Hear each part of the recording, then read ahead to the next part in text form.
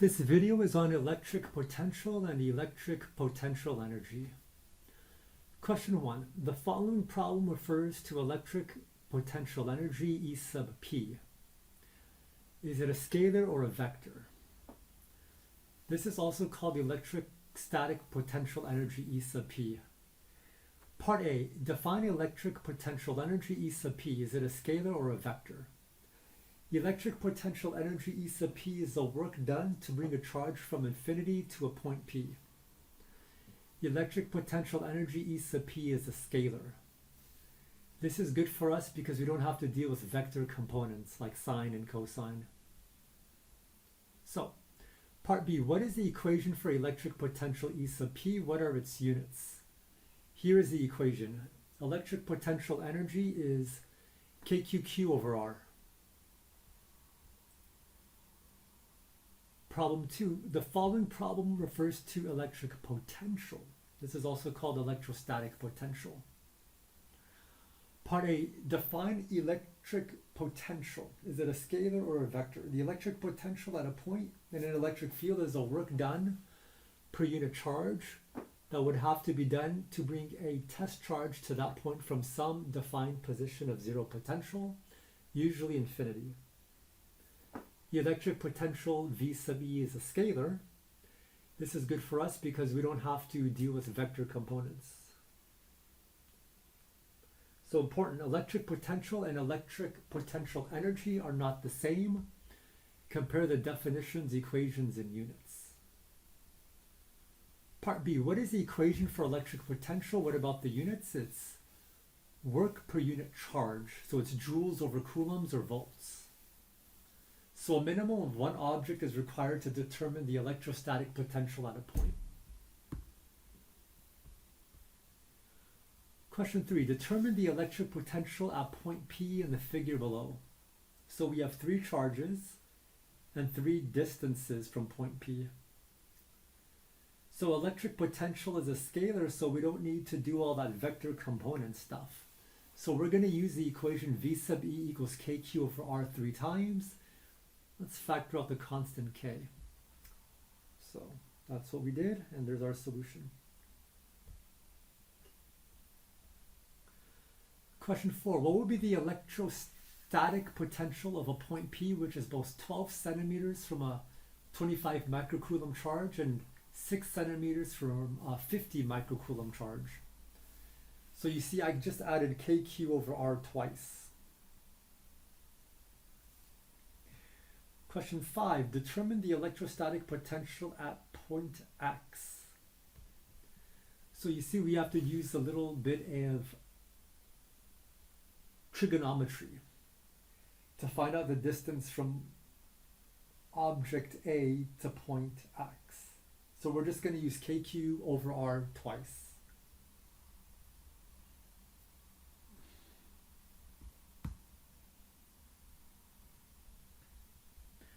Question 6. Determine the electrostatic potential at point X. So it's pretty straightforward what I did here. I just used kq over R twice.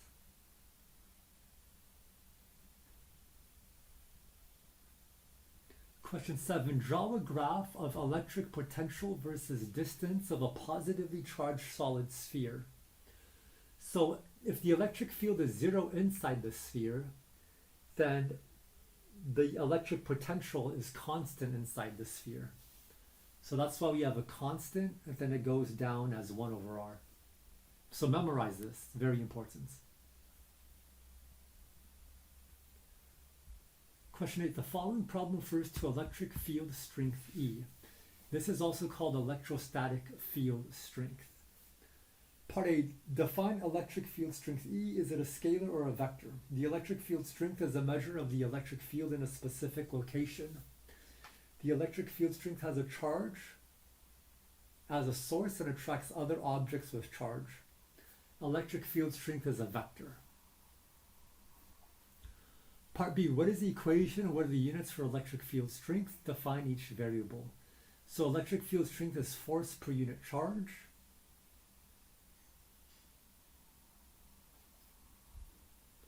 Part C, where is the electric field strength 0? Where is the electric field strength maximum? So it's 0 at infinity, according to the equation, and it's maximum at the surface of a charged object. Part D, what are the mathematical limits of electric field strength? Can electric field strength be positive, negative, 0? Yeah, it's between minus infinity and positive infinity.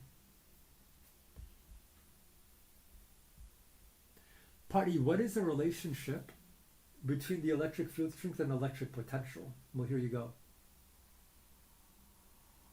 Electric field strength is minus the slope of electric potential with respect to R. So this is the gradient. So this equation tells us that the electric field strength is 0 if the electric potential is constant. If you want to find the electric field strength at a certain point, then take the slope of an electric potential versus distance graph at that point. So here we have an electric potential, which is the red curve. If you want to find the electric field strength, just take the slope at that point. So that's the meaning of this equation.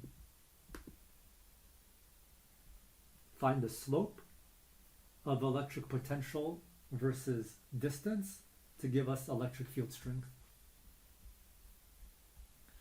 Question 9. A small sphere contains a charge of 5 times 10 to the minus 6 coulombs. What will be the direction and magnitude of the electric field at point A? So let's put a test charge at point A. That test charge is always positive. If you put a positive test charge at point A, it's going to be pushed to the right from that sphere. What will be the direction and magnitude of the electrostatic force acting on a proton placed at point A? Coulomb's law is kqq over r squared. What will be the electrostatic potential at point A? It's going to be kq over r.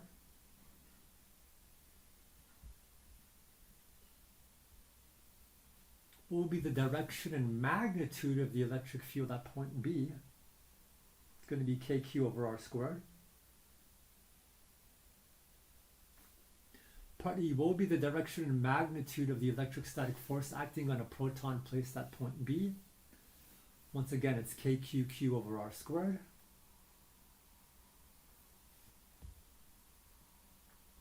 Part F, what will be the electrostatic potential at point B? It's going to be kq over r. Part G, what will be the potential difference between points A and B? That's going to be V sub B minus V sub A.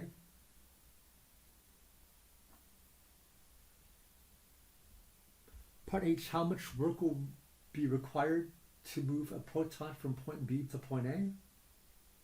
That's Q delta V.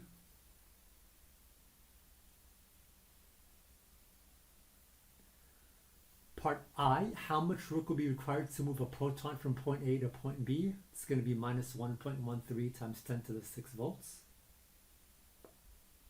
I apologize, this should say joules because it says work. Okay. Units of work is joules. Part J, which point is a higher potential, A or B? It's going to be A because it's closer to the positive charge. Part K, what will be the electrostatic potential at infinity? That's 0 volts. Part L, what will be the potential difference between infinity and point B? We're just going to use the equation kq over r. Part M, how much work will be required to move a proton from infinity to point B?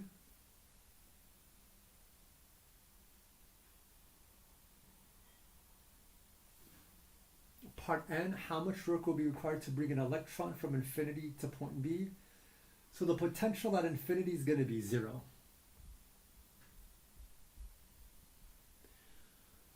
Question 10, an atom of carbon-12 contains 6 protons in its nucleus. Part A, what will be the total charge of the nucleus of a carbon-12 atom? Part B, what would be the strength of the electric field, a distance of 0.5 angstroms from this carbon-12 nucleus? Part C, what would be the electrostatic potential, a distance of 0.5 angstroms from this carbon-12 nucleus? Part D, what will be the electrostatic potential infinitely far from this carbon-12 nucleus?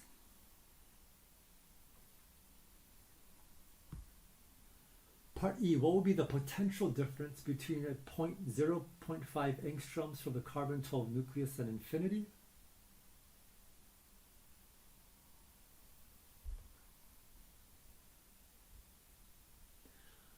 Part F, how much work will be done in moving an electron from infinity to a 0.5 angstroms from the nucleus of the carbon-12 nucleus?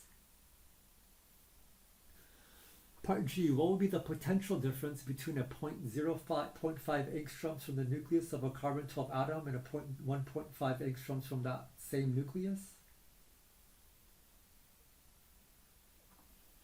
Part H, how much work will be done in moving an electron from a 0.5 angstroms from the nucleus of a carbon-12 atom to a 1.5 angstroms from the same carbon-12 nucleus?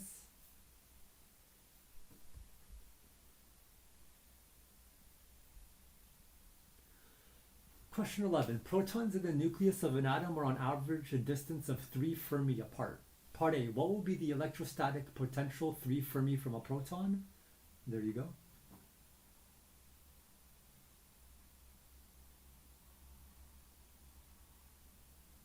Part B, what will be the electrostatic potential infinitely far away from a proton? Is 0 volts. Part C, what will be the potential difference between a proton infinitely far away from a proton and a 0.3 Fermi from a proton? Same answer as part A. Part D, how much work will be required to move a proton from infinity to a 0.3 Fermi from a second proton? There you go. Suppose that you hold on to one of these protons and allow the other to accelerate to infinity. What will be the velocity of this proton when it is very far away? Work is the change in kinetic energy. So solve for V final. And we know V initial is 0. Question 12. The following problem refers to equipotential surfaces. Part A, what is an equipotential surface? All points on an equipotential surface have the same electric potential. No work is required to move a charge along an equipotential surface. Part B, how much work is done in moving a charge along the same equipotential surface at 0 joules? Part C, how much work is done in moving a charge along a different equipotential surface? State the equation. Here you go.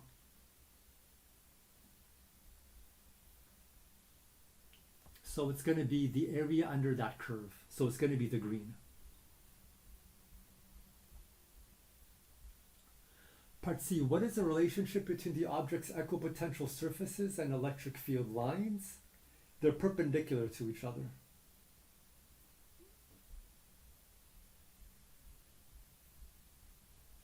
Question 14, draw a spherical negative charge and a spherical positive charge, both with equal magnitudes of charge and volume, with electric field lines and equipotential surfaces. So we've got a positive charge and a negative charge. The electric field lines always point from positive to infinity. Sorry. The electric field lines always point from positive charge to negative charge. And they tell you the direction a positive charge moves. And those black circles or loops are equipotential surfaces. And they're always 90 degrees from the electric field lines.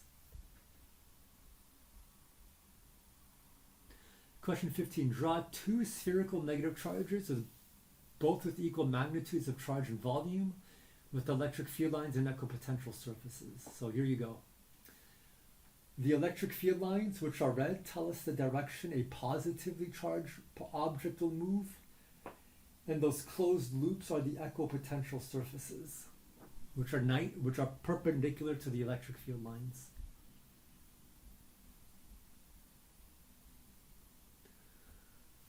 Question 16. Draw electric field lines and equipotential surfaces between parallel plates with an equal and opposite charge. For parallel plates, remember the equations. V equals ED. Okay, so here we go.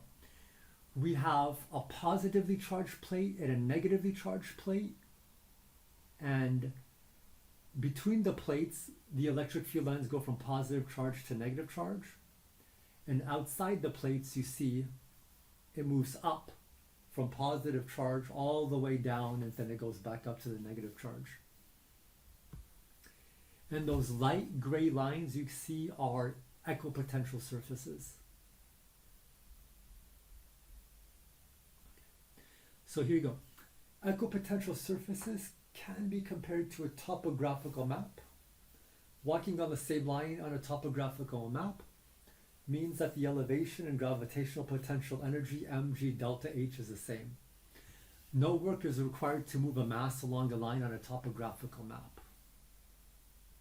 All points on an equipotential surface have the same electric potential. No work is required to move a charge along an equipotential surface.